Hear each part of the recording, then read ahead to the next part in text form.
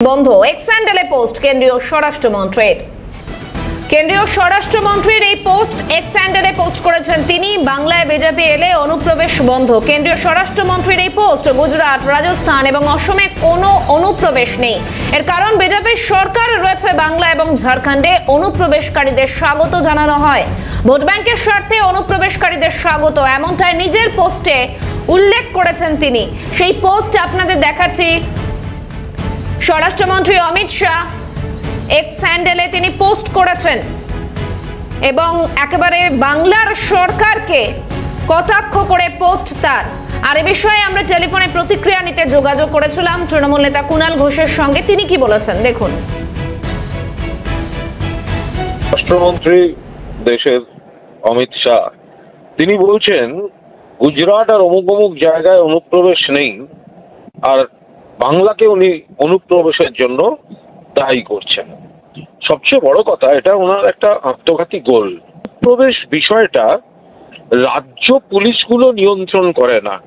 গুজরাট হোক বা পশ্চিমবঙ্গ বা ত্রিপুরা বিজেপি শাসিত সরকার, এবং সেখানে কিন্তু অনুপ্রবেশ, রোহিঙ্গা এসব কিছুদিন আগেও দলে দলে ধরা পড়েছে। গোটাটার সীমান্ত পাহারা দেওয়ার দায়িত্বে তো উনি নিজে, অর্থাৎ এই সীমান্ত এটা তো রাজ্য পুলিশ বা জেলা পুলিশের হাতে পড়ে না।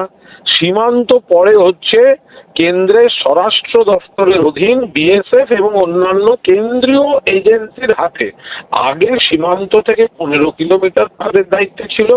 অমিত শাহ আইন বদলে সীমান্ত থেকে 50 কিলোমিটার তাদের দায়িত্ব করে নিয়েছেন। সুতরাং অমুক রাজ্যে নেই আর অমুক রাজ্যে আছে, এই কথাটা দেশের ক্ষেত্রে খাটে না। কারণ দেশের সীমান্তটা পাহারা দেওয়ার কথা অমিত শাহের বিএসএফ এর। যদি ফেল করে থাকেন তাহলে এই ফেলিওর হচ্ছে কেন্দ্রীয় সরকারের, স্বরাষ্ট্র মন্ত্রকের এবং অমিত শাহ। ওনার এই অভিযোগ ওপর দিকে থুতু ফেললে ওনার নিজের মুখে পড়ছে। কুণাল ঘোষের প্রতিক্রিয়া তো শুনলেন। আর এ বিষয়ে প্রতিক্রিয়া নিতে আমরা টেলিফোনে যোগাযোগ করেছিলাম বাম নেতা সুজান চক্রবর্তী এবং পাশাপাশি প্রদেশ কংগ্রেস সভাপতি শুভঙ্কর সরকারের সঙ্গে। তাদের কি প্রতিক্রিয়া দেখুন। অমিত শাহ যা বলছেন, কি বলছেন এবং কেন বলছেন, এর কোনো যুক্তিগ্রাহ্য ব্যাখ্যা কিন্তু নেই। রাজস্থান কিংবা গুজরাট এরা কিন্তু দেশভাগের অংশ হিসেবে বিভক্ত বা বিভাজিত হয়নি, যেটা বাংলা হয়েছে। ফলে তার সঙ্গে হঠাৎ করে কি করে বাংলাকে মেলালেন আমি জানি না। দুটো বেসিক জায়গাটাই আলাদা। দ্বিতীয়ত, আসামে অনুপ্রবেশকারী ইত্যাদি ইত্যাদি এনআরসিতে বাতিল 19 লক্ষের তালিকাটা কি ওরা খারিজ করে দিয়েছে? অনুপ্রবেশ নেই। পশ্চিমবাংলায় অনুপ্রবেশ আছে, তার পাশাপাশি ঝাড়খণ্ডে অনুপ্রবেশ নেই। তো বোঝা গেল যে অনুপ্রবেশকারী কারা সবটাই উনি জানেন। অনুপ্রবেশ উনি জানেন, বাংলা অনুপ্রবেশ উনি জানেন, আসামে অনুপ্রবেশ উনি জানেন না, রাজস্থানে অনুপ্রবেশ উনি জানেন না। তাহলে উনি অনুপ্রবেশ কোথায় করেছে, কারা করেছে জানেন, তাদের তালিকাটা প্রকাশ করুন। প্রবেশকারী বেআইনি যদি কেউ হয় তাহলে তো স্বরাষ্ট্র দপ্তরের সেক্ষেত্রে অ্যাক্ট করার কথা। এটা নির্বাচন কমিশনের কাজ নয়। স্বরাষ্ট্রমন্ত্রী হিসেবে উনি কি ফেল করছেন? এখন নতুন করে বলতে হচ্ছে কেন? স্বরাষ্ট্রমন্ত্রীর কাজ, উনি তো স্বরাষ্ট্রমন্ত্রী আছেন। পশ্চিমবাংলার সরকার বদলের পরে তবে কি ওর স্বরাষ্ট্রমন্ত্রিত্ব অ্যাক্টিভেটেড হবে? খুবই দুর্ভাগ্যের প্রশ্ন এসব রাজনীতি করার জন্য। আমার মনে হয় যে ভারতবর্ষের হোম মিনিস্টার এই টুইট করছেন না, এই কথা বলছেন না, ব্যক্তি এই কথা বলছেন। তার কারণ 2024-এ যাদের ভোটে আপনারা এমপি হলেন, সরকার বানালেন, আপনি স্বরাষ্ট্রমন্ত্রী হলেন, আপনি এখন বলছেন এই রাজ্যে অনুপ্রবেশকারী আছে, তাহলে আপনি আগে চিহ্নিত করেননি কেন? আর আজকে করছেন কেন? যে রাজ্যে আজকে দেখা যাচ্ছে যে নির্বাচন হবে, সেখানে আপনি এসআইআর করার কথা ভাবছেন, আর আপনার আগে থেকেই তো এসআইআর করতেন। অসুবিধে কোথায়? দেখলেন নির্বাচন কমিশনের সঙ্গে যুক্ত হয়ে হরিয়ানার মতো কিংবা 2019, 2024 মহারাষ্ট্রের মতো ভোট চুরি করা যাচ্ছে না। তখন এসআইআর তৈরি করে জেনুইন লোকের নাম বাদ দিতে চাইছেন। আমরা তো বলছি জেনুইন লোকের নাম বাদ যাতে না যায়, যারা সত্যিকারের জেনুইন নয় তাদের নাম বাদ যাক। কিন্তু বিহারের ক্ষেত্রে কি হলো? কতজন অনুপ্রবেশকারীকে আপনারা ধরতে পেরেছেন? ঝাড়খণ্ডে যেহেতু কংগ্রেস এবং অন্য রাজনৈতিক দল মিলে সরকার চালাচ্ছে, তাই আপনি ওর কথা বললেন। রাজস্থান তো এতদিন ধরে কংগ্রেস শাসন করেছিল, কতদিন ধরে শাসন করছে বিজেপি। ভারতবর্ষের অর্থনৈতিক অবস্থা ভঙ্গুর, যে ক্ষেত্রে ভারতবর্ষের মাটিতে টাকার দাম প্রত্যেকদিন কমছে, এই জায়গায় স্বরাষ্ট্রমন্ত্রীর মুখে এই সব আবোল তাবোল কথা। উনি একজন স্বরাষ্ট্রমন্ত্রী হিসেবে যে কথা বলছেন, এতে দেশদ্রোহী একজন মানুষ হিসেবেই ওনার টোটাল ফেসটাই প্রকাশ পাচ্ছে। এসআইআর নিয়েও কটাক্ষ অমিত শাহের। যারা অনুপ্রবেশের প্রশ্রয় দেয় তারা এসআইআর এ কষ্ট পান। সারা দেশে এসআইআর হওয়া উচিত, অনুপ্রবেশকারীদের ভোটার তালিকা থেকে বাদ দেওয়া উচিত, এমনটাই এসআইআর নিয়ে কটাক্ষ করেছেন অমিত শাহ, এমনটাই এক্স পোস্টে উল্লেখ করেছেন তিনি।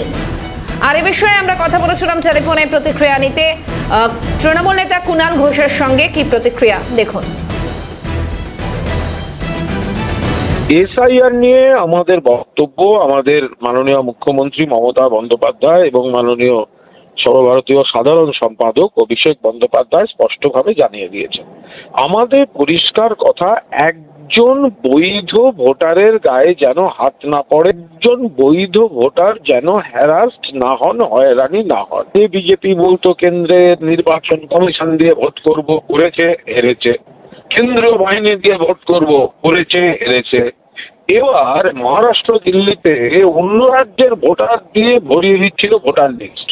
কেউ নজর করেনি, ওখানে যারা দায়িত্বে ছিলেন ধরতে পারেননি, কিন্তু তারপরে মমতা বন্দ্যোপাধ্যায় এটা ধরেছেন এবং নির্বাচন কমিশনকে ব্যবহার করে ভোটার তালিকায় যে কারচুপি করার যে চেষ্টা বিজেপি করছে তার প্রতিবাদ তৈরি হয়েছে। এই নিয়ে দল নজর রাখছে, যা করণীয় দল রাজ্য সরকার করবেন। আমাদের শুধু এখন স্পষ্ট কথা, আমরা কাউকে ভয় পাই না।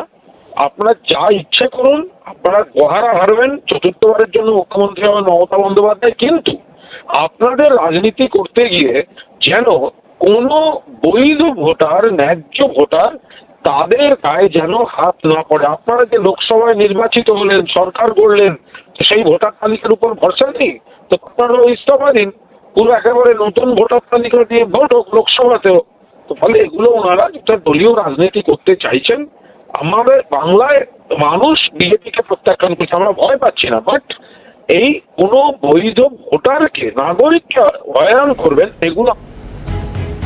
কুণাল ঘোষের প্রতিক্রিয়া শুনলেন। পাশাপাশি এ বিষয়ে প্রতিক্রিয়া নিতে আমরা টেলিফোনে যোগাযোগ করেছিলাম বাম নেতা সুজন চক্রবর্তী এবং প্রদেশ কংগ্রেস সভাপতি শুভঙ্কর সরকারের সঙ্গে। তারা কি বলেছেন শুনুন।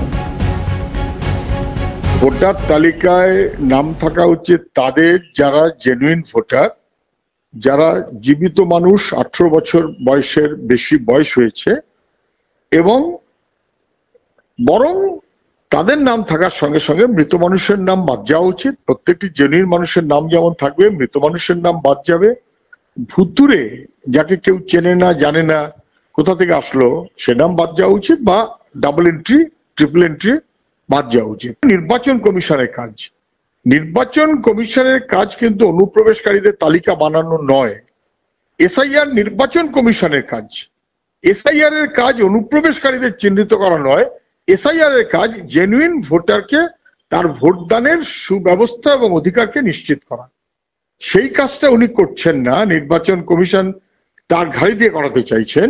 অনুপ্রবেশ ধরা দায়িত্ব স্বরাষ্ট্র মন্ত্রকের, সেটা তিনি ফেল করছেন বলে নির্বাচন কমিশনের ঘাড়ে ফেলছেন। ইয়ার নির্বাচন কমিশনের কাজ, সেটা স্বাভাবিক, কিন্তু ভোটার লিস্টের তালিকা থেকে নাম বাদ দিয়ে অনুপ্রবেশকারীদের লিস্ট বানানো এটা নির্বাচন কমিশনের বা এসআইআর এর কাজ নয়।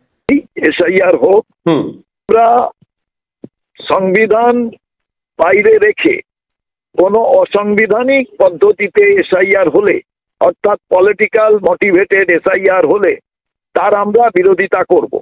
আমরা বলি যে কোনো রাজ্যে এসআইআর করার আগে অল ইন্ডিয়া লেভেলে অল রেকগনাইজ পার্টিকে ডেকে মিটিং করা প্রয়োজন, কি পদ্ধতিতে হবে। পশ্চিমবাংলায় এসআইআর হওয়ার আগে আমরা চাই অল রেকগনাইজ পার্টিকে ডেকে সর্বদলীয় মিটিং করা প্রয়োজন এবং সেটা করেই এসআইআর চালু করা প্রয়োজন। বিহারের মতো এই এককভাবে সিদ্ধান্ত গ্রহণের মধ্যে দিয়ে এসআইআর করে যে ভুল ভ্রান্তি ত্রুটি ছিল সেগুলো মানুষ ব্যতিব্যস্ত হয়েছে, মানুষ তাতে আতঙ্কিত হয়েছে ঘটনাটি যাতে বাংলার ক্ষেত্রেও না ঘটে বা অন্য ক্ষেত্রে না ঘটে।